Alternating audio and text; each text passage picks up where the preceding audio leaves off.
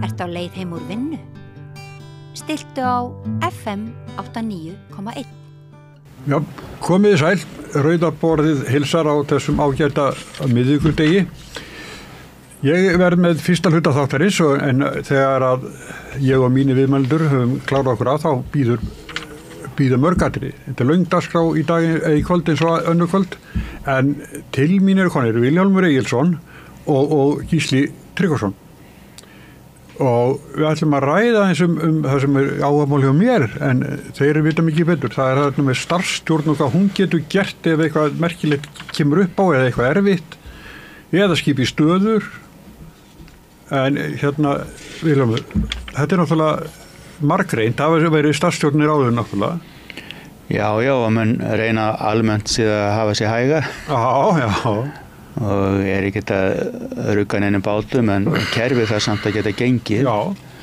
Og fólk að fá úrlausn sinna mála, það að geta afgreitt mál, en starfsstjórnir eru ekki að gefa út reglugerðir til dæmis svona, nema að sé eitthvað algjörlega sérstakt og yfirleitt nú þannig að ef eitthvað kemur upp á, að þá þarf vantarlega að leita samstöðu. Að þá nýkjörnu þingi eða? Já, og sko þingi starfar í sjálfu sér og þannig að menn auðvitað reyna bara að vera ekki að gera neitt sem að ruggar bátnum í sjálfu sér og þannig hef ég nú litið á þetta. Já, og minnstu þess að hafi eitthvað komið upp einhverjar deilur? Ég man nú ekki til þess að það hafi verið neina stór deilur og ég held að það gæti sín allir bara. Já, þetta svona ákveðin hefð sem myndast en menn ef það kemur upp einhver svona náttúruvá eða eldgos í Grindavík hefur komið upp eða eitthvað slíkt þá þurfa menn bara að tala saman og yfirleitt held ég að fyrsta viðbragð sé nú að reyna að gera eitthvað sem einhver friður eða samstæður þannig að það sé ekki verið að skapa einhver mikil deiluefni. En nýkjörnir þingmenn eru orðnir þingmenn og þingið sig ekki tekið til starfa? Það þarf að gefa út kjörbréf og það bara landskjörstjórn sem að getur gefið út kjörbréfin, ekki satt? Já, en Gísli, hvað þú kemur margar fræðibækur. Já, ég kem með stjórnskipunarrétt sem að upphaflega samin á Ólafi Jóhannesinni og síðan gefin út af Gunnar G. Skrams sem ég kom að ég endurskoða fyrir 30 árum síðan. Já. Þannig að þetta hefur lengi verið svona áhugamál hjá mér að sinna stjórnskipunarréttinum, en síðan mjög fín fræðigrein eftir Björn Bjarnason fyrrverandi ráðherra og þingmann frá 1979 þegar hann starfaði sem skrifstofustjóri í stjórnarráðinu. Þar gerði hann einu heildstæðu og nokkuð góða úttekt á starfsstjórnum hvað þær hefðu í raun gert. Þannig að eins og Vilhjálmur lýsir mjög vel að þá held ég að í seinni tíð sé viðhorfið það að starfsstjórn eigi ekki að gera það sem annað en það sem að nauðsynlegt þegar einhver nauðsyn krefur og ekki einhverja svona stefnumótandi ákvarðanir, að þá reyndin kannski hefur oft verið önnur að starfsstjórnir hafa gert nánast allt, til dæmis ákveða fullgilda mannréttindasáttmála Evrópu sem þá var nú kannski ekki talið eins mikið stórmál. En starfsstjórnir hafa gert mjög margt og hann listar þetta upp í þessari grein, hvað af embættisveitingum, hvað af lögum þeir hefur lagt fram, hvað af reglugerðum, alþjóðasamningum, og það ótrúlega langur listi. Og sjálfur man ég eftir því þegar ríkisstjórn Geirs H. Haarde var nýfallin held ég 2009, þá var gefið út leyfi til hvalveiða. Og það fannst mér mjög hæpið svona stjórnskipunarlegt. Það komið fordæmi fyrir því? Já, það held ég að sé rétt munað. Það var í janúar rétt áður en að ný vinstri stjórn tók við og ástæðan fyrir því að þetta ekki vel séð að hér svokölluð þingræðisregla, það að segja að stjórn má ekki sitja nefn hún hafi að minnst ekki meirihluta þingsins á móti sér. Og það það sem að forseti að meta núna, til dæmis hvaða stjórnarmynstur telur upp í miskustu 32 og þetta eins í Noregi og Danmörku og held í Svíþjóð en starfsstjórn ekki með meirihluta af því að henni var nú slitið af sjálfum forsætisráðherranum og einn flokkurinn gekk út og nú farin af þingi og þá viðhorfið það að starfsstjórn megi ekki gera það sem að stjórnir gera almennt og mér heyrist á fólki að það sé svona meiri sátt það í seinni tíð heldur en var áður allavega samkvæmt þessum lista frá Birni Bjarnasyni að þar langur listi yfir eitthvað sem menn hafa í raun gert þannig ég ekkit viss að þetta sé stjórnskipun þetta ekki lögfræðileg regla að starfsstjórn megi ekki gera hitt og þetta kannski meira stjórnmálalegt viðhorf eða hefð. Ég efast að það sé bindandi með við þessi fordæmi. Það allir með þessi veffengdi engin eins og hefði verið nærtækt. Veffengdi engin gildi þessa hvalveiðileyfis 2009. Ég hefði talið nærtækt að einhver hvalskoðunar fyrirtæki eða hvalavinafélög myndu veffengi það. Það hefði verið lögfræðilega mjög nærtækt. Það gerði enginn, þannig að það vantar allavega fordæmi að það megi ekki. En sko það verður að vera hægt að afgreiða mál sem að fá afgreiðslu samkvæmt lögum. Hvað sem það hvalveiðileyfi eða einhver önnur mál. Ef að borgarnir verða að fá að njóta sko þeirra réttinda sem að lög kveða á og það og ef að samkvæmt lögunum hlutverkar á þeirra að skrifa upp á einhver leyfi eða slíkt að þá hlýtur á þeirra þurfa að fara að lögum. Það sem að ég held að myndi svona halda að væri svona eðlilegt að það væri allavega ekki verið að gefa út kannski sko reglugerðir eða eitthvað svoleiðis svona nema algjörlega sé nauðsynlegt. En svo líka annað sem ég veist áhugavert sko þegar að ríkisstjórnin sko hætti og það gerðist líka fyrr sko hvort það var 2016 eða hvað þegar að þá sko setur þingið áfram og það þarf að afgreiða fjárlög sem nú kannski þetta stóru viðfangsefnum hvers þings var núna líka? Já, núna líka. Þá tekur þingið sitt aldrei saman og klárar málið og klárar sem sé fjárlögin sem að ansi mikil sko bindandi sko ákvörðun fyrir síðan það þing sem að kemur inn sko. Já, en þá það þingi en ekki stjórnin. Jú, þetta lög sko, lög. Það þingið sko, en hvenær slitnaði stjórnin aftur 2016? Var búið að leggja fram fjárlagafrumvarp? Já, það var til held ég sko. Já, og þá það bara þingið sem að með sínu fullveldisrétti sko klára fjárlög sko. En ég held líka að 79 þá hafi verið fordæmi, þá var starfsstjórn og þá minnir mig nú að Sighvatur Björgvinsson hafi verið sko starfandi fjármálaráðherra eða sínlega minnihlutastjórn og þá taldi hann minnihlutastjórn. Já, fyrst var starfsstjórn sem tók við minnihlutastjórn. Já, Alþýðuflokksins. Já. Í einhverja vikur þangað til stjórnin var mynduð í febrúar eða janúar, febrúar líklega 1980 og þá taldi þáverandi fjármálaráðherra í minnihlutastjórn sér skylt að leggja fram fjárlagafrumvarp minni mig, en þetta gæti verið misminni, það allavega sko, það þarf að klára þessa hluti sko. Já, þú veist og það bara að leggja fram fjárlagafrumvarpið, það heilmikið mál en þegar ég að hugsa þetta, þá ég að hugsa bara stöðuna eins og í Belgíu. Þá var ekki sko, þá var starfsstjórn í meira en 1 ár sko. Bara langan tíma. Aldrei gengið betur sagði sumir hægjumenn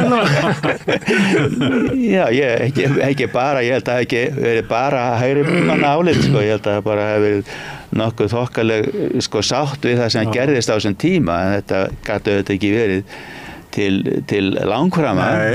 Nei, en einhvern veginn tókst sko Belgum að komast í gegnum þetta tímabil og ég þekki ekki í málið það mikið en allavega getur ekki ímyndað mér annað heldur en að þessi starfsstjórn hafi þurft að leggja fram fjárlög og alls konar lagafrumvörp og ég veit ekki hvað á þessum tíma sko.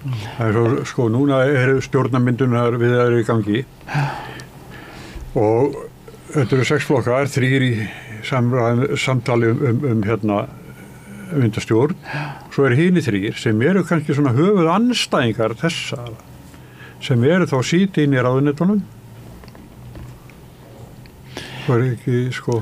Jú, men ég segi bara hefðin myndi vera svo að þessi sem eru þá í ráðuneytunum í dag myndi ekkert vera að gera eitthvað sem þeir hafa ekki vald til samkvæmt lögum og þeim myndi að bera að halda kerfinu gangandi á meðan en auðvitað hljóta menn að gera það og þetta væri æskilegt að myndaðist velvilji eða hefð sem veit reynilega ekki hvort það hefur myndast síðustu áratugi eins og í Danmörku og til dæmis Bandaríkjunum að fráfarandi stjórn í nokkra mánuði til dæmis í Bandaríkjunum að hún sé viðtakandi stjórn að forseta í því tilviki og hans mönnum innan handar að sko upplýsa og leggja koma skilaboðum á milli. Mér finnst til dæmis eðlilegt að sérstaklega verðandi forsætisráðherra eða sá sem stjórnarmyndur og umboði hefði einhvers konar aðgang að ríkiskerfinu til þess að láta reikna fyrir sér hluti áður en menn leggja línunar. Það alveg í gangi. Það ekki? Jú, það hefð fyrir grunaður. Það sem sé að þeir sem að mynda ríkisstjórn fara það bara fram á það að fá sko ráðundisfólk að og það sé að fá allar upplýsingar og allar vinnu sem þarf að vinna svona tæknilega vinnu til þess að alla útreikninga og svona minnisblöð og annað hérna þessi mál sem að verið að tala við myndu ríkisstjórnar. Það er sko starfandi ráðherra í starfsstjórn hann getur ekkert komið vekk fyrir það. Hann reynir það ekki sko. Nei, bara hefðin bara svo að þetta bara gerist sko og hérna en það væri nú annað kort sko. En er það aldrei til langfram að kortið það? Nei, og bara sjálfsagt að líka bara það að það er öllum í hag að þeir sem eru að koma nýir inn saman hverjir eru að þeir hafa bara aðgang á öllum bestu upplýsingum sem hægt að framleiða sko. og séu þá að taka sínar ákvarðanir á því sem bara best vita. Come on. Það verður spennandi að vita hvað kemur út úr því. Ég tek eftir því að Þorgerður Katrín hefur sagt á einum eða 2 stöðum sko að nú þurfa að athuga hvort ríkissjóður sé svona stæður sko og það minnir svolítið að það sem gerist í Danmörku að þá er oft ný stjórn þá segir hún oft að staðan er nú miklu verri en við héldum í kosningabaráttunni þannig að það er því miður ekki að gera allt sem að til stóð sko. Þannig að það gæti verið upptaktur af því að leggja einhverja aðra línur heldur en var talað um. Já, ég myndi að segja, sko, þetta hefur nú lagast mjög mikið, sko. Það var nú hérna árum áður, sko, þegar hérna verðbólgan var sem mest, sko. Það var, sko, fjárlagafrumvarpið, sko, var bara oft ekkert í sambandi við það sem var að gerast yfirleitt, sko.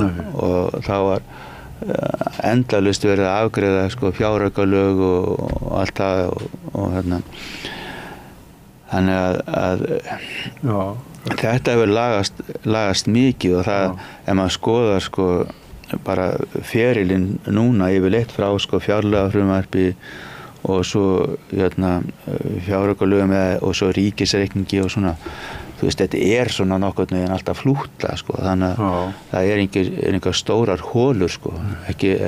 En á þeim tíma, sko, sem mikla verðbólgutíma, þá náttúrulega gerist allt svo hratt. Já, svo bara tala þetta, þá man ég til, sko, 91, að þegar Friðrik Sophusson kom í fjármálaráðuneytið og hérna, og fór að tala sko, við embættismennina, tölurnar sem hann lágu fyrir sko og þá fekk hann svarið sko þetta ekkert okkar tölur þá hefði sko þá var þetta fjármálaráðherrann sem fráfarandi Ólafur Ragnar og hans aðstofamenn kokkaði upp einhverja tölur stöðu ríkisfjármálana sem að þeir embættismennir síðan afnutuðu sko. Og þá kom ekki allt annað út sko. En þetta ekkit svona lengur sko. Þá hafi sem sagt svona raunverulega svona skrykt þetta jafnvel og mögulega gatt í kosningabaráttunni og svo var enginn innan sem vildi kvitta upp á. En það var svolítið harka í pólitíkinu þarna. Á þessum tíma? Já. En það gekk á ýmsu en auðvitað bara takast menn á með eðli stjórnmálan menn takast á og mismunandi flokkar og mismunandi skoðanir og svo hefur kannski tveggja flokka stjórn eins og var þá sko, Sjálfstæðisflokkur og Alþýðuflokkur hafa nú oft átök inn í þeirri ríkisstjórn. Síðan klofnaði Alþýðuflokkurinn og þjóðvæki var til. Og svo reynilega þá kom Davíðs og Halldórstíminn sem var langur. En hvað segirðu, Gísli? Þetta þú með Björn Bjarnason sem að eitthvað sem að fólk á að nálgast bara á netinu, ekki að finna þetta á netinu? Ég veit ekki hvort þetta aðgengilegt almenningi. Ég fann þetta í svona gagnagrunni sem að lögfræðingar eru margir með aðgang að, tímaritt lögfræðinga. Og þetta mjög fróðleg grein fyrir þá sem hafa áhuga á þessu, sko. En ég las þetta nú vel bara daginn eftir að stjórnin slitnaði og það sérst listi yfir langur listi, framlagning lagafrumvarpa, það alveg 2 blaðsíður sko, þingsályktunartillögur og nokkrar línur, fjárlagafrumvörp, það alveg margar blaðsíður og fjáraukalaga líklega. Svo eru bráðabiralög sem nú sem betur ósöður sem aflagður. Forsetaúrskurðir, samninga við önnur ríki, þar á meðal eins og ég nefndi mannréttindasáttmála Evrópu 1950 og svo ýmis stjórnarráðsbréf og reglugerðir sko, þannig að það eru alveg margar blaðsíður sem að Björn telur upp embættaveitingar, meiri sé að sko dómarar og annað hefur verið skipað í. Ég bara hugsaði sko ástandið eins og í Belgíu þegar engin ríkisstjórn er. Jú. Nei, það bara verður þetta bara verður að ganga fyrir sig allt saman. Kerfi. Þess vegna reyna menn að hafa innan tíma sko stuttan en nú ekki yfirleitt talað um þetta séu fáar vikur eða margir dagar. Þetta yfirleitt ekki margir mánuður eins og 79 til 80 í seinni tíð allavega. En talandi það starfsstjórn og það eru stjórnarvinduna viðræður í gangi hvernig líst ykkur á hvernig stjórnina væntanlegu? Mér líst vel á þetta. Mér skilst að sé eitthvað hvenna ár í ár og mér líst þetta vel við hæfi. Það er búin að gjósa ykkur forseta og konu og svo núna þetta.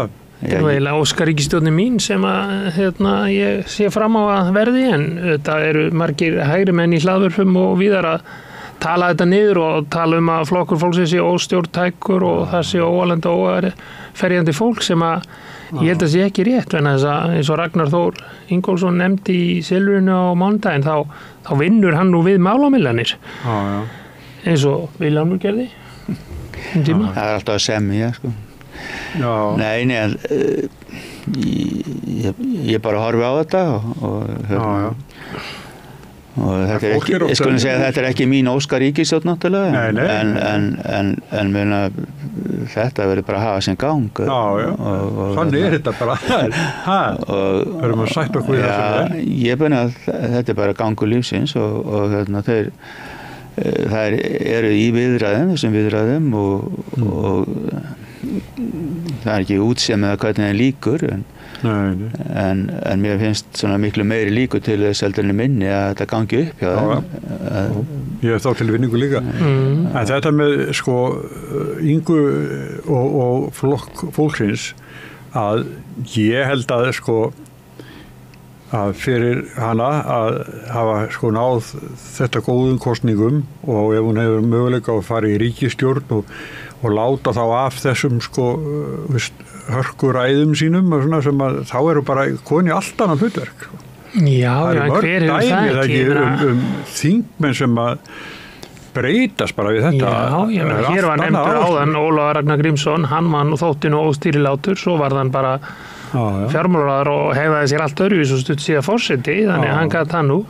VG var mjög hávær oft í stjórnarandstöðu en sýndi mikla hörku síðan í vissum málum í stjórn. Þannig að ég held að þetta sé einhver áróður eiginlega hjá hægri mönnum að grafa undan þessu. Já, óskhyggja og kannski mun þetta bara herða fólkið í flokki fólksins að standa sig. Því að auðvitað þurfa menn að hafa innistæðu eins og Samfylkingin og Viðreisn reyndu í sínum loforðum. Ef maður spáir nú í loforðin annars vegar, þá fóru þau nú með himinskautum og yfirlýsingarnir hvað er gerð krafa og annað slíkt. Og að sjálfsögðu það bara betra fyrir land og þjóð ef ekki verið að efna einhver loforð sem að eru óraunhæf Þetta bara vill maður sjá það að það sé ábyrg ríkisstjórn sama hver setur í henni og það sé ekki verið að fara að leggja til atlögu við það allt sem hefur gengið vel í samfélaginu. Nei. Og þannig að þetta sé eitthvað framhald svona því sem hefur gengið vel og líka það sé haldið áfram að reyna að ná verðstöðuleika og svona betri starfsskilyrðum þannig séð fyrir fólk og fyrirtæki.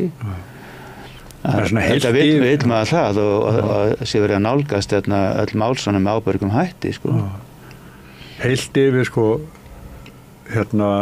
er svipað hver í stjórn, það er eitthvað svona mál sem þau brenna fyrir sem að ég veit ekki hvort að þetta er langt á milli flokks fólksins og Viðreisnar í Evrópumálum til dæmis. Já, mér heyrist nú Inga Sæland segja bara að sjálfsögðu mætti þjóðin ráða þessu og þannig að það er allavega ekki fyrirstaða. Mér heyrist það fyrirstaðan vera milli Kristrúnar og Þorgerðar Katrínar að hvenar svona þjóðaratkvæðagreiðsla ætti sér stað og Kristrún rökstuddi það svo sem málumlega að fyrst þyrfti að virkja stofnanir samfélagsins eins og verkalýðshreyfinguna atvinnurekendur til þess að taka afstöðu, þannig að þetta væri ekki bara pólitíkin að reka það.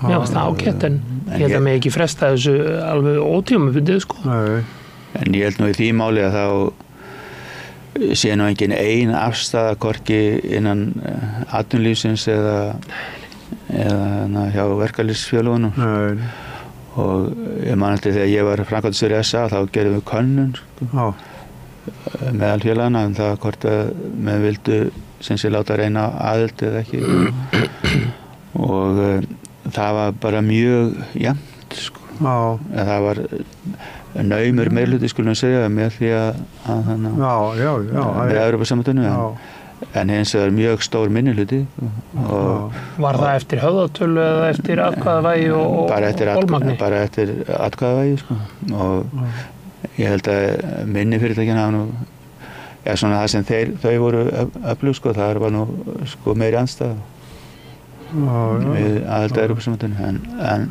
ég minni það nú en allavega þá sem sé munaði ekki það miklu að við sem þarna vorum í forystu töldum ekki bara rétt að samtökin færi að berjast fyrir aðild Það geta bara klofið þau Já þannig þegar þetta er svona nefnt þá bara voru skilaboðin þau að það væri bara réttast að taka ekki afstöðu En Vilhelm, hvað finnst þér flokkinn þinn, Sjálfstæðisflokkinn? Hann minnkar í hverjum kosningum? Já, það var bara það var bara fyrir 10 árum með 2013 þá var alltaf bara tekin ákvörðun að minnka flokkinn það var bara tekin ákvörðun að minnka flokkinn en í sjálfu sér þegar flokkurinn fór í samstarf með Framsóknarflokknum og þá var bakkað út úr því að láta greiða atkvæði það hvort þetta sækja aðild að Evrópusambandinu og bara gefin út skilaboð til þeirra sem voru sem þeim megin í flokknum að þeir gæti bara farið ef það var óánægðir og það náttúrulega fór bara hluta flokknum og stofnaði Viðreisn. Þetta vissi ég ekki, þetta var eins í Framsókn sko, þar var bara og hérna, þú veist, þá minnkaði flokkurinn úr 35 niður í 25 og bara við það, á þeim tíma. Já, en það voru margir innan Sjálfstæðisflokksins sem að töldu það að flokkurinn yrði sterkari sem 25% flokkur með þetta fólk úti og flokkurinn var búin að ríkisstjórn sko síðan.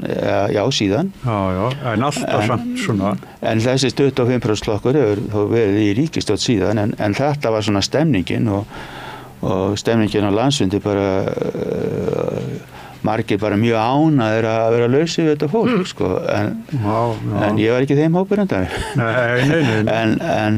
En svo núna menna sko Sigmundur Davíð bara mjög svona bara viðlesin skulum við segja hvað sem er að gerast í pólitík í kringum okkur og fylgist vel með og hann bara spottar þarna sem sé bara mál sem og svona stefnur og strauma sem að koma og kemur með það hérna bara inn og tekur það bara arma Miðflokksins og bara snöggur því og þá fjúka bara 5% viðbót af Sjálfstæðisflokknum þetta bara svona en ég segi bara minn draumur að sko Sjálfstæðisflokkurinn og Viðreisn og Miðflokkurinn bara sameinist aftur í einum flokki bara gamla Sjálfstæðisflokknum. Spóla tilbaka. Ég bara nýtt upp af sko. Já. Sko, svo merkileg sem það nú að þegar að Sigmundur Davíð var kjörinn formaður Framsóknarflokksins 2009 að þá var samþykkt þar að gangi í Evrópusambandið. Já, ég meina það var yfir 90%, ég var á þessu fundi og var mjög virkur í þessar vikur sem þetta var, bæði fyrir stjórnlagaráðskosningum, stjórnlagaþingskosningum og ESB-aðild og þetta var bara sko vel yfir 90% samþykkt að láta reyna á aðildarviðræður, en bara strax og Sigmundur Davíð tekur við, þá bara hendir hann þessum stefnumólum tveimur í ruslið og menn tala ekki það fyrirfram sko. Nei, það var heldur ekki kjörinn og þá varu í kjölfari voru næstu misseri skulum við segja svipuð skilaboð til þeirra sem voru uppnefndir kratar eða Evrópusinnar sko þeim var bara vísað á dyr eiginlega sko þarna sko það er landsfundur sem samþykkir það eins og þú segir með miklum yfirburðum kjörinn nýrformaður og hann bara byrjar að henda svona stóri álítur sem flokkurinn hafði samþykkt. Og fóringjaræði í þessum flokkum, Framsókn og held ég Sjálfstæðisflokknum það mikið að þar komast menn upp með svona hluti sko. En mér fannst þetta náttúrulega mjög ólýðræðislegt og fór ekkert löngu seinna úr flokknum meðans vegna þessari Evrópumála og stjórnarhátta Sigmundar Davíðs. Arlið Halldórs Ásgrímssonar var svona. Já, Halldór var svona þeim megin að vilja láta reyna á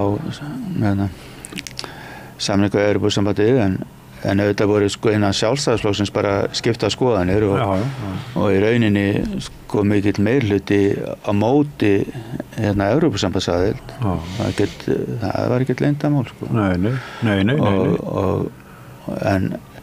En svo það spurningin sko hvað það sem að heldur flokknum saman hvað það? Og það þarf alltaf að búa til eitthvað lím og svo getur alltaf fundið alls konar mál til þess að kljúa flokka líka og listinn ef þetta er að halda flokknum stórum þá þetta passa að leggja á þig að halda flokknum saman þannig að getur leyft fólki að vera ósammála innan flokksins en samt ekki svo mikið ósammála sammála það marga hluti skulum við segja að það sé nægilegt til að halda flokknum saman og bara það sé það mikill fókus á eitthvað sem menn telja vera aðalatriði sko. Og þarna fara bæði fyrrverandi formaður og varaformaður Þorsteinn Pálsson og Þorgeir Katrín. Já, þau fóru út úr flokknum. Já, sem er merkilegt. Já, en svona bara gerast hlutirnir og það er samt, ég sé það á þér Eyri að þú lítur á það sem mistök að hafa ekki reynd að bjarga þessu að fólki heldist áfram inn í flokknum. Já, ég sé eftir gamla Sjálfstæðisflokknum. Ég skal algjörlega viðurkenna það. Og ég vil hafa allt þetta fólk sem eru bara vinir mínir, sko. Og samherjar. Og samstagsfólk í langar tíma. Samherjar, ég vil hafa bara allir sama flokki. Það má kannski segja fyrst að Sjálfstæðisflokknum tókst að halda sér, hvað að segja, óskiptum eða óklofnum, skulum við segja, 1980, þá hefði hann átt að taka seinna, en svo klofnar hann eiginlega 87 og þá aftur hvað, 2013? Já, en það var alltaf eins og 1980 þegar Gunnarstjórnin sko. Þá alltaf það er alltaf reynt að halda flokknu saman. Geir Hallgrímsson reyndi að halda flokknu saman. Og tókst það. Svo mikið að ráðherrar í Gunnarstjórninni sóttu þingflokksfundi. Það var bara reynt að halda flokknu saman. Þrátt fyrir þetta mikla högg. Og svo þegar Albert fór og borgarflokkurinn, þá fór í gang heilmikil vinna að ná þessu fólki aftur inn í Sjálfstæðisflokkinn og Ingi Björn var með mér á þingi til dæmis. Í Sjálfstæðisflokknum. Í Sjálfstæðisflokknum. Það tókst sem sagt að fá þá heim aftur. En það hefur ekkert... En þeir áttu enga framtíð í pólitík samt. Þeir bara fór í prófkjör og þú veist, en fólki sem hafi fylgt þeim inn í flokkinn, það hélt áfram, sko. En var ekki lengi svona hálfgerð bannhelgi á þeim sem tóku þátt í hinna Gunnarstjórninni? Nei. Fríðan Þórðarsson og Pálmi? Pálmi var sem sé, við vorum saman í þinginu, sko. Þannig 91-95 þá hætti hann og Friðjón var í þinginu þarna og það var engin bannhelgi á þeim og Pálmi var helstu bara þingmönnum okkar og var sem sé sérstaklega sko í fjárlaganefndinni og þá var hann svona einn af aðalmönnunum og einn af aðalmönnunum í þingflokknum og ég fann aldrei sem sé eftir það að það var einhver sko annað en það var bara honum var bara mjög vel tekið sko og okkur þótti öllum bara vænt Pálma sko.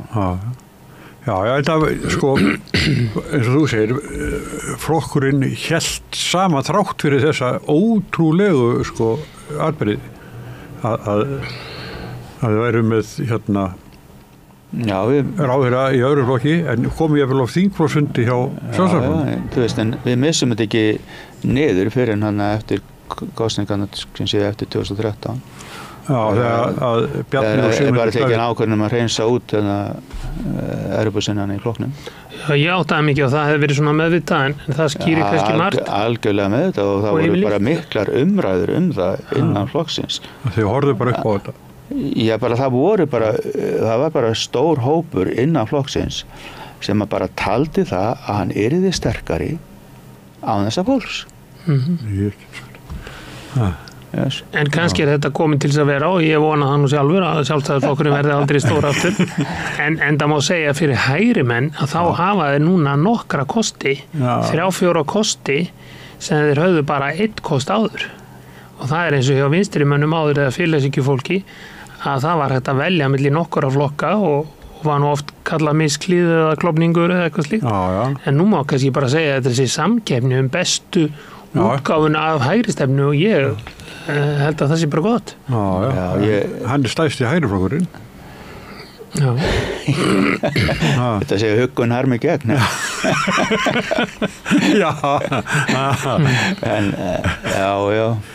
En ég vil bara sjá minn Sjálfstæðisflokk sem getur farið upp í 40% góðan degi sko. Verður ekki að byrja að skipta fórustu? Fórusta sem tók þess ákvörðun ég hún enn þú veist, við erum allir dauðlegir menn sko. og allt hefur upp á endi sko. Nú veit ég ekkert hvað Bjarni hefur hugsað sér sko, hvort hann hefur hugsað sér að halda áfram eða hvað sko. Ég er ekkert í neinum ég er ekki að hugsa þetta út frá persónum sko. Ég er bara að hugsa þetta svona almennt, mér leið mjög vel í þessum stóra flokki og með og jafnvel þótt að ég var ekkert sammála öllum alla hluti en svona stóru málin þá þá bara vorum við öll sammála sko. Og vissulega Evrópusambandið stórt mál og svona en það sem mér finnst í sambandi við það að mér sko umræðan Evrópusambandið einhvern veginn vera á svo miklum villigötum á Íslandi og ég segi það vegna þess að sko þessi umræða snýst einhvern veginn bara peninga sko. Og það alltaf reiknað út einhvern veginn í krónum og aurum hvort að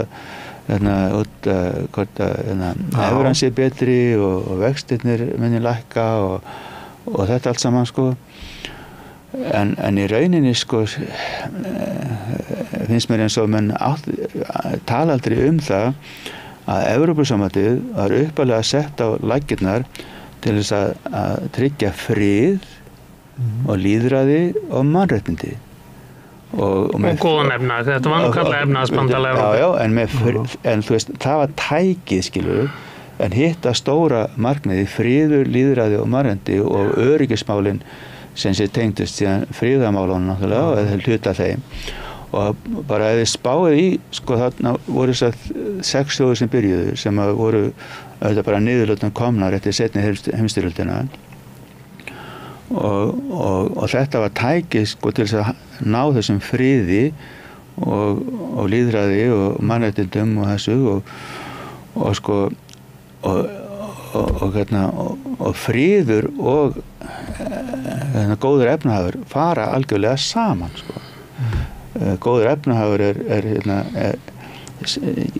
verður að hafa frið eða búa frið og öfugt sem séu ófriður leiðir til þess að efnahagurinn versnar en svo bara spáið bara í síðan sko að þjóðirnar sem hafa gengið í Evrópusambandið og hvaða mótíf þær hafa haft þá getum tekið bara að byrja að Bretonum sem hugsaðu bara peninga og leið illa í Evrópusambandinu mjög illa og fór út Bretarnir töldu sig upphaflega ekkert þurfa að hafa erindi í Evrópusambandið tökum Dani fór líka í Evrópusambandið út af peningum en síðan breyttist afstaða Dana bara held ég þegar Rússarnir tóku Krím þá bara allt inni var bara Evrópusambandið orðið spurningum öryggismál og varnarmál og þetta samfélag sko. Svo tekið Spán, Grikkland og Portugal líðræði losna við fasismann og tryggja líðræðið takja ríkin í mið- og Austur-Evrópu það er tryggja líðræði og frið og þetta er spurningum öryggismál vera sem mest inn í þessu evrópska samfélagi og sem lengst frá Rússum sama með Finnland og Austurríki sem fengi ekki að koma inn í Evrópusambandið út af Rússum eða Sovétríkjunum í sínum tíma þau komu líka inn og Finnarnir gera allt til að tengja sig við Evrópu eins mikið geta út af ekki bara efnahagsmálum heldur ekki síður út af því að vera inn í þessu samfélagi út af friði og öryggi og það fyrir sem sé finna að taka upp evruna bara frið vera sem mest inn í þessu samfélagi Írarnir vilja taka upp evruna til þess að losna sem lengst frá Bretum skilur þetta er við getum bara farið í gegnum þetta svona, bara ríki fyrir ríki og það sem er bara að benda á að hvort að ríki er aðilega Evrópusambandinu snýst ekki peninga það snýst einhvern æðri tilgang sem að snýr þá að þú veist friði eða öryggi eða einhverju slíka að vera í þessu samfélagi þar sem að menn vinna saman til þess að standa vörð þessa grunnþætti en umræðan hérna í Íslandi er bara spurning pening Þannig að þú heldur að við förum ekki inn fyrir við breytum mótíf fyrir inngöngu Já, ég segi það, ef við förum inn á forsendum peninga þá líður ykkur alltaf illa í Evrópusambandinu En mér er svona, ert þú Evrópusinni? Viltu að við göngum í Evrópu? Ég er svona, hjarta minni ég sko þar sko. Mér finnst að við sem þjóð eða sem, eigum að vera það merkileg að við séum ekki alltaf að hugsa bara hver okkar þröngu hagsmunir, hvað geta þessir gert fyrir okkur, þú veist. Bara hvað við að fá út úr yfir í Evrópusambandinu. En ég vil að við sem þjóð reynum aðeins að rísa upp fyrir þetta og segja hvað getum við lagt að mörkum. En það þannig þegar menn ganga í sko kaupfélag eða fótboltafélag eða stjórnmálaflokk að yfirleitt það ekki aðalmátið eða vonandi ekki hvað get ég fengið út úr þessu, menn vilja leggja sitt að mörkum líka. Ég segi, ef maður nálgast ekki Evrópusambandið svona, sko, ég er ekki að segja það, sko, við þurfum alltaf að standa okkur í efnahagsmálunum og við höfum stað okkur mjög vel. Við erum bara, þú veist, á toppnum, á topp 10, þú veist, eiginlega flesta mælikvarða sem að eru notaðir og hvort sem við höfum evru eða ekki evru, þetta, sko, við þurfum að standa okkur líka þá og innan það aðild Evrópusambandinu afnemur ekki lífsbaráttuna á Íslandi, skilur. Nei, en sko, ég held að segja eðlilegt að fólk leiti sko þangað, þeir sem eru búin að fá óbúðslegu vaxtahækkanir og fólk að sko lifa í allt öðru forsendum en að taldi sig vera að fara að gera.